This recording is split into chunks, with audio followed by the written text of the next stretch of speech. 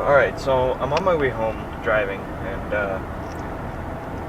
well, right now I wanted to answer the last question of all the questions for life in a day. And that question is, what makes you laugh? Now, to be honest, there's a lot of things that make me laugh. I find a lot of humor in pretty much everything. I think that you can have humor in really any situation. Really, you can somehow find a sense of humor in there. Like, I watch Martin Scorsese films like Casino and Goodfellas, and I laugh out loud sometimes for those movies at parts that you wouldn't be expected to be laughing out loud at, just because I can find some irony, or I find some, like, just the way a character acts to be kind of funny and hilarious. So really, a lot of stuff can make me laugh. I know how to take life in stride and find humor and everything, but something that really, really makes me laugh a lot is, in general, British humor.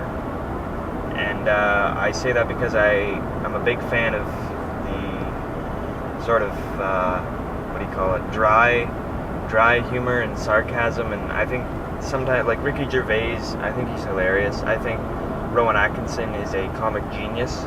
I also think that Monty Python is one of the greatest comedy teams shows ever, like in the history of comedy.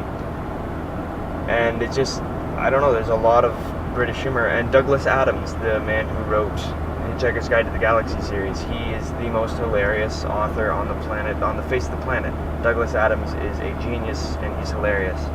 And that's what makes me laugh, really. Like, Hitchhiker's Guide to the Galaxy books actually are the only book where that's not true.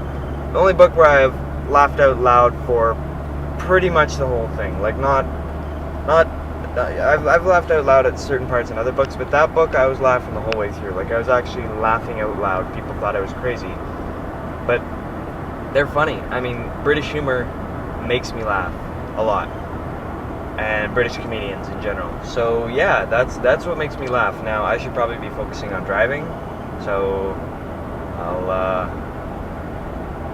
talk to you when I get home. Alright, so I'm home now, and the tire that I've just bought, it's my keys clinking. The tire that I just got repaired, not bought, I am now going to put onto my car.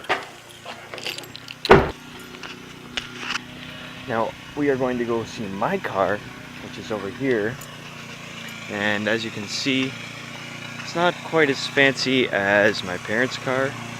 It's got rust all over the place, and spare tires on the back right now, with rust everywhere, and there's a crack in the bumper here.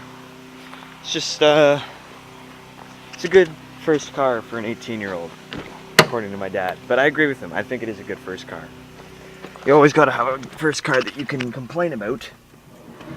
Not complain, but have stories about. And I have plenty of stories about this car. At the moment, I can't quite remember any. This window here does not open because there's no handle, because I tried fixing the window and it didn't work. I just made it worse, really. Sorry, there's my fan on. So, one second.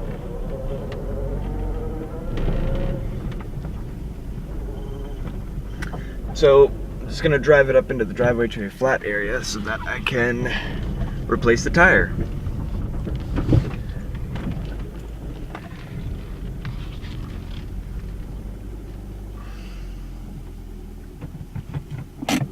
There.